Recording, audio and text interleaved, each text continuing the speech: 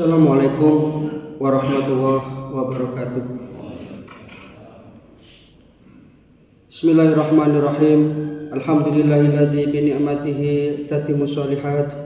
Shalatu wassalamu ala nabiyyina Muhammadin sallallahu alaihi wasallam sayyidas sadat wa ala alihi wa sahbihi ahlul fadaili wal karamat.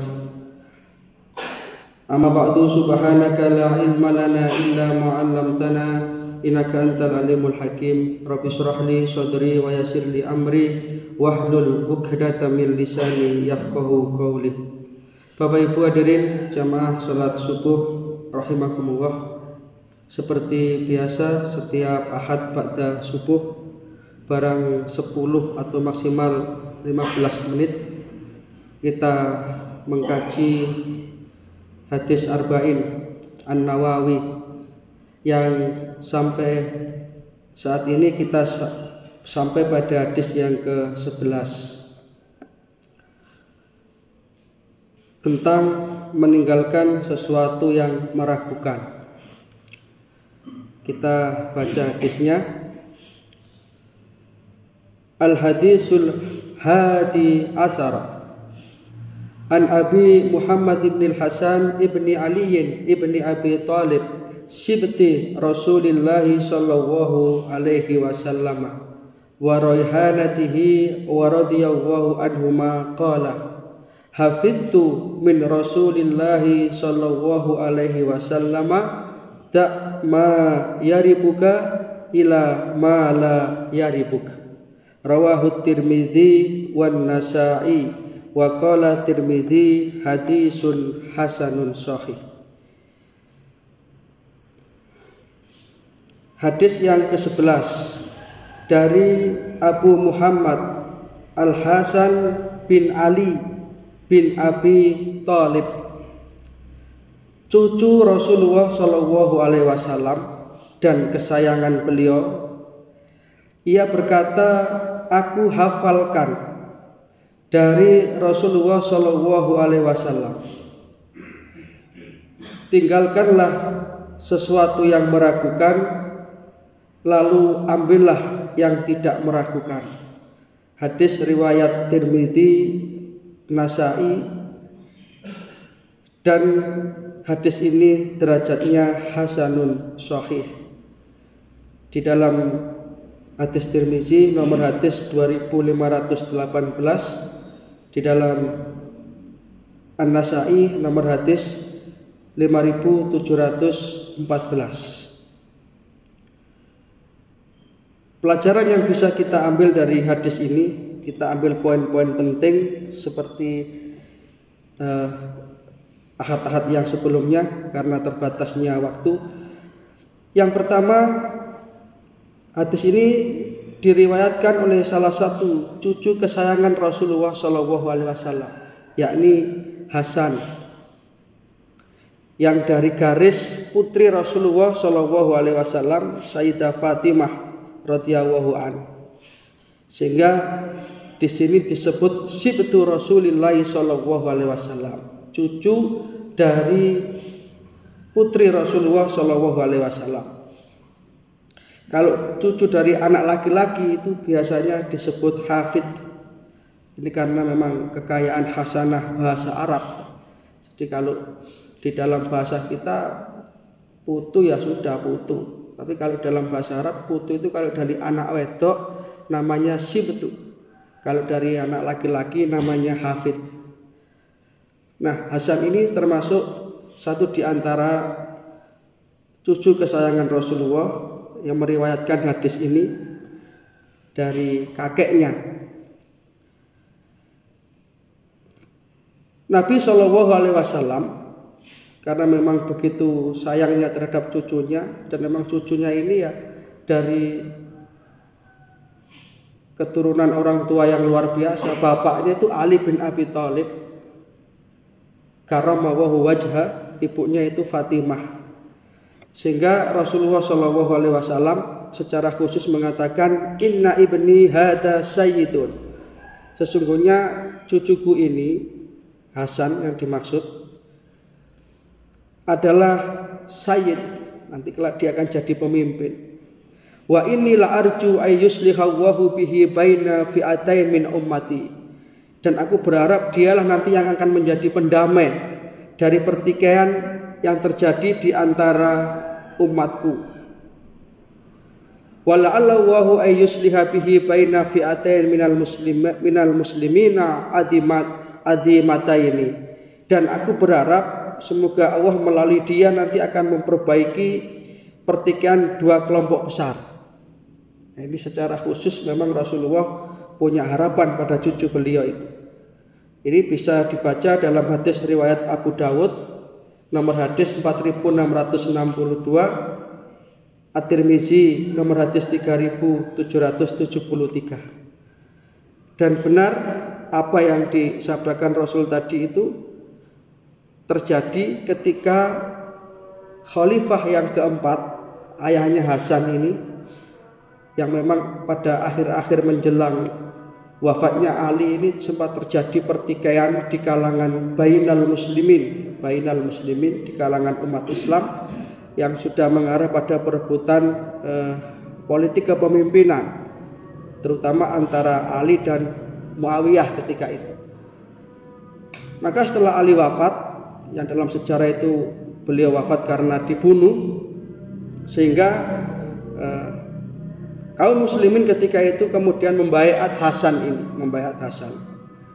Akan tetapi beliau tidak serta-merta kemudian bergembira dengan diangkatnya ia menjadi pengganti ayahnya memimpin kaum muslimin.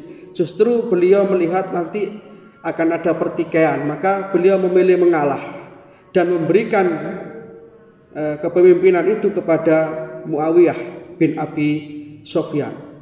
Sehingga dengan sikap beliau ini, sikap Hasan yang seperti ini, maka terselamatkanlah pertikaian dari kaum muslimin ketika itu. Nah, hadirin jamaah rahimakumullah, yang kedua pelajaran yang bisa kita ambil dari hadis ini termasuk satu di antara jawami'ul kalim atau kelebihan yang dimiliki oleh Rasulullah. Beliau itu jawami'ul kalim.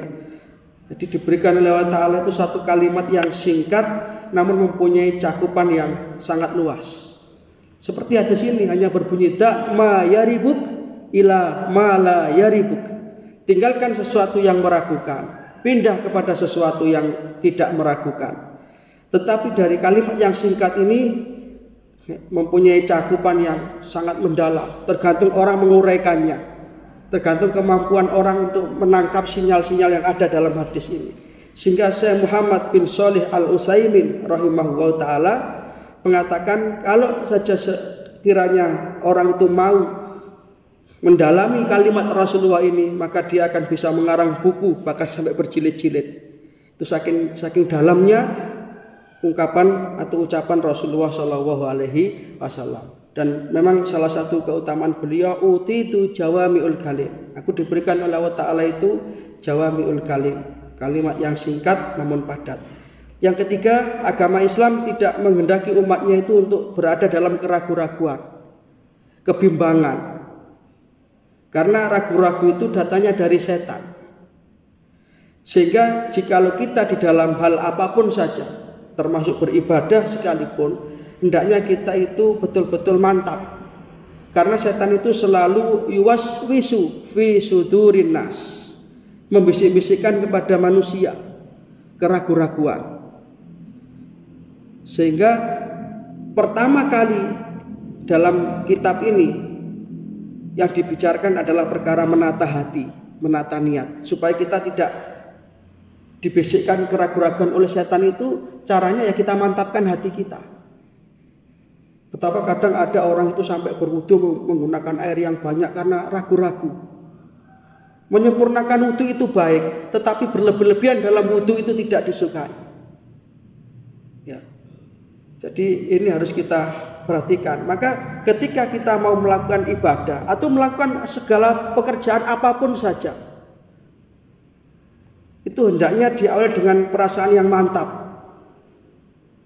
Orang mau usaha, misalkan mau buka usaha apapun, itu kalau hatinya tidak mantap, maka tidak akan berhasil. dalam segala aspek hidup dan kehidupan itu harus diawali dengan sebuah penataan kemantapan hati, sehingga melangkah itu akan pasti. Yang keempat, para sahabat seperti Ibnu Umar, sahabat-sahabat yang termasuk dekat dengan Rasulullah, Ibnu Umar, putranya Umar bin Khattab, Abu Darda, Ibnu Mas'ud itu mengatakan, kenapa kita masih ragu-ragu? Karena sesungguhnya di dalam hidup ini banyak pilihan. Andai kata kita ragu-ragu terhadap satu permasalahan, atau andai kata ada satu hal yang meragukan, masih ada ribuan permasalahan yang kita bisa mantap. Ini bisa kita baca di dalam kitab Jami'ul Ulum wal Hikam. Jami'ul Ulum wal Hikam karangan Ibnu Rajab Al-Hambali, yang kitab ini merupakan syarah dari hadis arba'in ini, halaman 280. Yang terakhir, karena sudah waktunya sudah lebih 7 menit ya. Lebih. Itu nomor lebih diikhlaskan ya. Berapa? Jamnya mati nih. Timer saya ini enggak kelihatan. Terakhir, dengan hadis ini kemudian menjadikan sebuah kaidah fikih yang sangat luar biasa, ya, sehingga dengan mengacu pada hadis Rasulullah ini, sebagian ulama itu akan bisa terlepas dari perbedaan pendapat dalam berdalil menuju satu kesepakatan. Tadi saya katakan ini termasuk keluar biasaan Rasulullah SAW dalam hal jawami'ul kalim itu. Ini juga disebutkan dalam kitab Jami'ul Ulum wal Hikam halaman 282. Itu Bapak Ibu yang saya hormati, yang bisa kita pelajari poin dari hadis yang ke-11. Sedikit demi sedikit, mudah-mudahan tapi bisa membawa manfaat bagi kita semuanya. Karena ini kultum, saya tidak berpanjang lebar, tetapi mudah-mudahan ini yang sedikit ini bisa dibarengi dengan hidayah Allah Subhanahu wa taala menjadi satu keterangan yang bermanfaat. Mudah-mudahan kita senantiasa mendapatkan taufik dan hidayah, amal ilmu rezeki yang barokah, dan akhirnya kelak kita kembali kepada Allah Ta'ala dengan tetap membawa iman Islam husnul khotimah. Amin ya rabbal alamin. Kita tutup dengan doa kafaratul majelis. Subhanaka Allahumma wa bihamdika asyhadu an la ilaha illa anta astaghfiruka wa atubu ilaik. Assalamualaikum warahmatullahi wabarakatuh.